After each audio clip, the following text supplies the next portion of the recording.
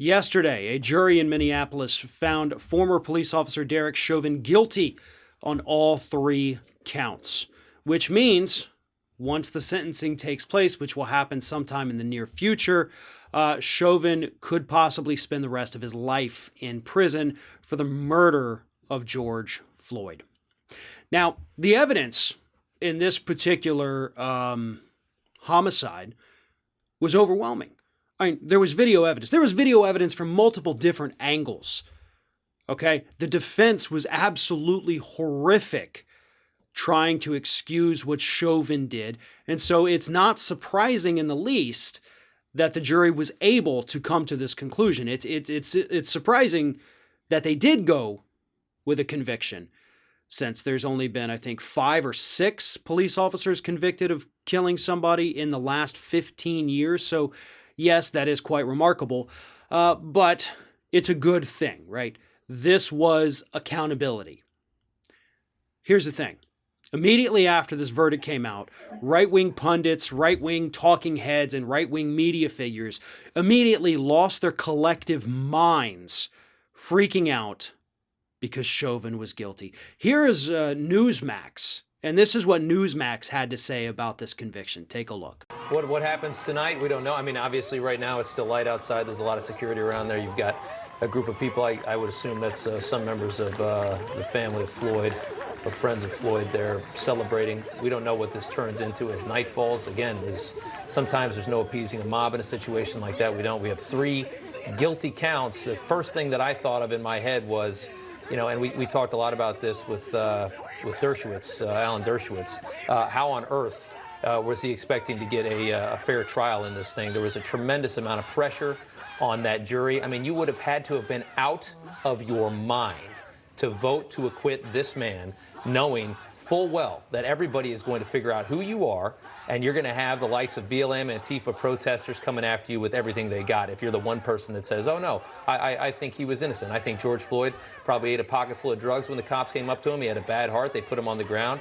If he hadn't done those things, he might have had a stiff neck the next day, but he died instead.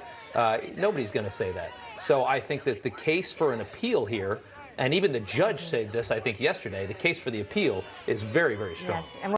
It appears that every single person on the right is basically operating off the exact same set of talking points. And that is, of course, that, they only convicted him because of the political pressure, because they didn't want the riots. They didn't want to be, oh, no, we're going to be targeted because we found him not guilty. Later on in the day, another Newsmax host by the name of Rob Schmidt said this: I think you have political pressure. I think you have pressure from all these activist groups into all this. And I think at the end of the day, people say, you know what, if we acquit this guy, the city's going to burn to the ground. So you had a jury that said, you know what, we're going to have to sacrifice this guy to the mob. And that's exactly what I think happened today. In order to believe that idiotic talking point, again, you have to excuse all of the evidence.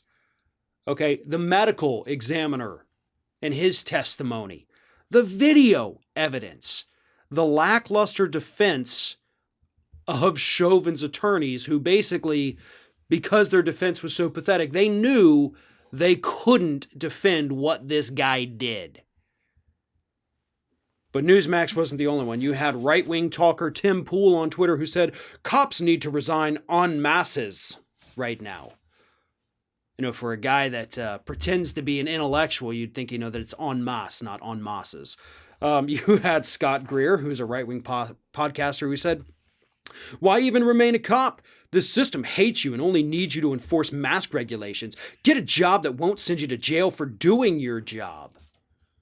I'm sorry, when is it in the job description of police officers that you're allowed to just straight up murder unarmed black men on the streets? Yeah, admittedly, I haven't seen any kind of handbook or guidelines, for any specific police department on what their actual job description is, but I'm pretty sure murdering unarmed black people is not in there anywhere. So they're still able to do their jobs. They're just not able to go the extra mile and straight up murder people in the streets. Even though they will still, by the way. They will. When they think nobody's looking, when they think no cameras are rolling, they're going to do it again. In fact, there was another one that actually happened while that verdict was coming out yesterday. A 16-year-old young African-American woman killed by police. Mike Cernovich says, police will stop doing their jobs. Get out of the cities, live in a deep red area where you're allowed to have lawful concealed carry. It's the era of self-reliance. Again, these people think that if cops aren't allowed to just straight up kill people, they can't do the jobs. Cops are not judge, juries, and executioners. They're just there to enforce the law. And that's the extent of their job. You enforce it, and if the people don't listen, then you take them to jail, then the rest of the justice system handles it from there. You don't get to be a part of any of those other things. You're not the judge. You're not the jury. You don't get to say whether or not they are guilty. All you do is say, well, from the looks of it here, we observed you doing this. We're going to take you in. We're going to file the charges. Then it's off our hands. You don't get to make that snap decision and say, well, I'm pretty sure this guy did it, so I'm just going to kill him. That is not what police officers are supposed to do in this country. Unfortunately, it is what far too many police officers do. But no police officer in this country was told by that verdict that they can't do their job. But again, you see this from all these right-wingers, and it's the same crap from every one of them, like they're all operating off the same idiotic set of talking points. The cops can't do their jobs. You should all quit. Just quit. You can't kill people. What's the point of being a cop if you can't kill people?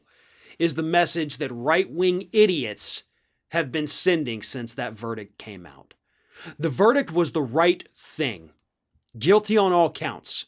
That was correct because the evidence backed it up. But evidence has never been anything that mattered to conservatives.